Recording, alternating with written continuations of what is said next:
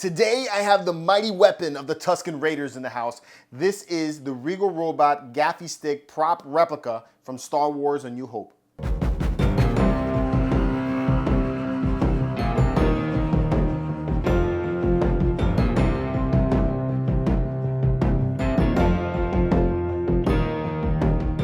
Welcome back, my friends. I am the Medinalorian, here to show you guys some cool, amazing Star Wars collectibles that you could be adding to your collection. So if you like Star Wars collecting, if you like Star Wars TV shows, Star Wars movies, Star Wars gaming, hell, if you like Star Wars in general, make sure you like, subscribe, and turn on notifications so you can jump to Lightspeed every week with us right here on the Hyperdrive. So before I get cracking on this review, I just want to say thank you to Regal Robot for selling me this Gaffi Stick early so that I could do a review on it for you guys and give you all my thoughts and opinions on it. Like all my reviews, I'm going to give you the good and the bad about this so that you can make an informed decision before you purchase it.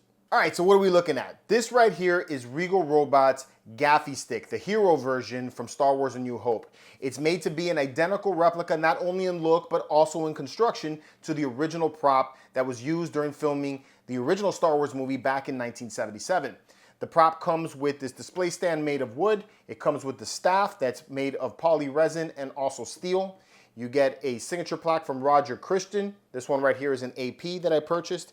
And then you also get instructions in this packet right here on how to put it all together.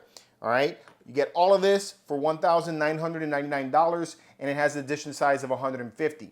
There's another version that is available also that will come out on February 15th alongside this one that is from The Mandalorian. Now that version is the original looking prop. It's actually the identical prop to the one from that TV show. It's because Regal Robot also constructed that for that TV show. So that's kind of cool as well. It also will have an edition size of 150 and runs, I think, $1,300 or $1,399, somewhere around there.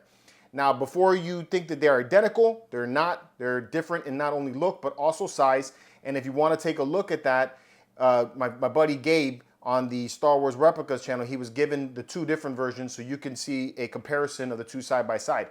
If you want to check that out, I'll leave a link in the description so that you guys can get to that video. Now, the edition size on both of these is very, very small. Only 150 of them are being made. So if this is something that after you watch this video or after you see Gabe's video, you're down to get, make sure you go over there and buy it on February 15th because it's likely to sell out. I left a link in the description below for you guys to get to both versions to help you guys out.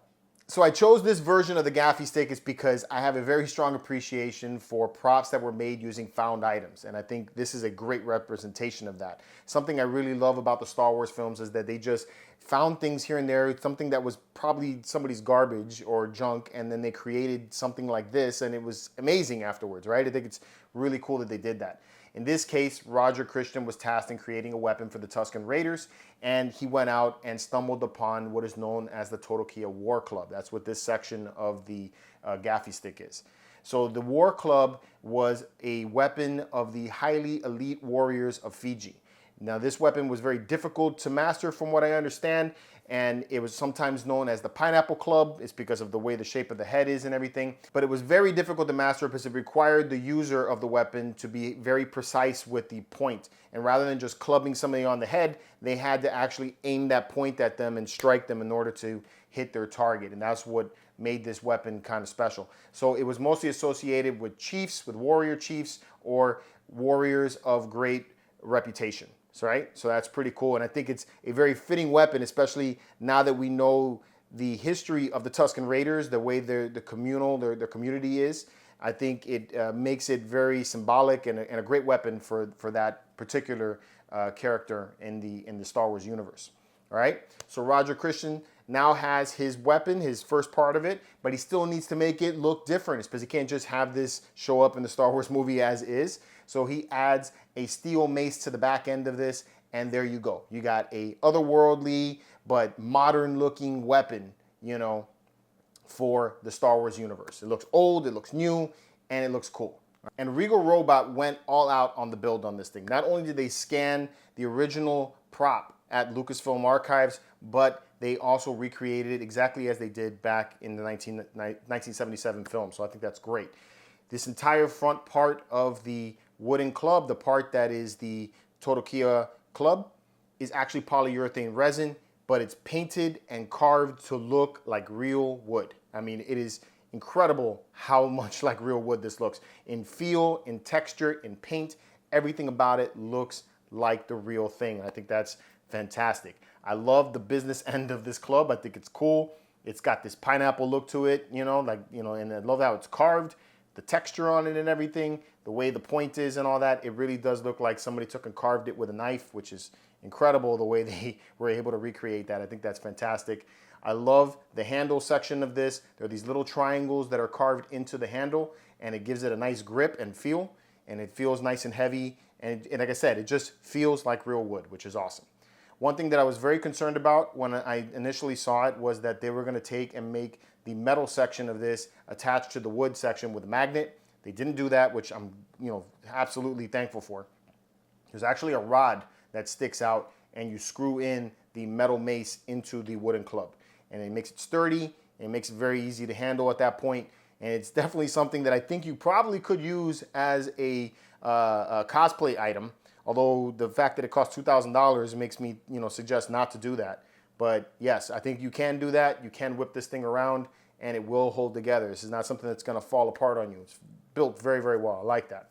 The metal side of this is actually real metal, so I think it's really cool. It's weathered and deteriorated to make it look like it's been sitting in a desert of Tatooine forever, which I think is great. They did a nice job on that. I love that the welds are imperfect as well. It looks great. It looks like a tribal guy in the desert made this, so I think it's done very well and very faithfully to make it look like the weapon of the Tusken Raiders. And if you can't already tell, this is an extremely big weapon. It's very heavy, so it's definitely something that you want to take and beef up your shelf in order to handle, so consider that. You can have the option to display it like this. They give you a wooden plaque for you to put it on if you want to display it on top of a shelf. Or you could take and put, hooks on the wall and mount it that way, which is something that I'm going to want to do. So you could do it like that as well if you want to. The weapon measures out to be 54 inches long, so over 4 feet, in between 4 feet and 5 feet long. So it is very big. So just consider that if you're looking to pick it up. Now, everything about this build is fantastic. I think this is a beautiful, beautiful prop. Love it so much. I can't tell you enough how much I like this thing. The only thing that I would suggest as a consideration for Regal Robot in the future, when you go to ship something like this, I'm not a big fan of the packaging. This thing costs $2,000. I've opened up a lot of expensive stuff on this channel, a lot more expensive stuff than this. And at least with the statues, you're provided an art box, and some good foam, for you to take and put in at least good foam. Some of the bigger props that I have don't come with an art box, so and for the most of us, we don't really care about the art box. We take and put it in shipping or in a container or in a garage, right? But when you're doing the unboxing experience and you've met with the type of foam that you get in this type of packaging, which is very brittle and hard foam, it's not a fun experience. The foam on me in some parts cracked. So, if you're gonna, at least for the unboxing experience, for me anyway, it's kind of disappointing and feels kind of cheap, especially when you have something as expensive as this. So in the future, I just would suggest at least beefing up the foam a little better, something a little more soft. But let me know what you guys think about that in the comments below. It may not be something that's important to you. It's just something that I look at when I unbox things. But all that being said, the packaging takes nothing away from the craftsmanship that went into building this thing. Hats off to Regal Robot for putting this together. This is an incredible looking prop. I love it. It's a great looking piece. So if you're on the fence about getting this one, I recommend it anyway. I think it's definitely something worth picking up. So will you be picking up the Gaffi Stick on February 15th? Let me know in the comments below. And until next time, may the force be with you.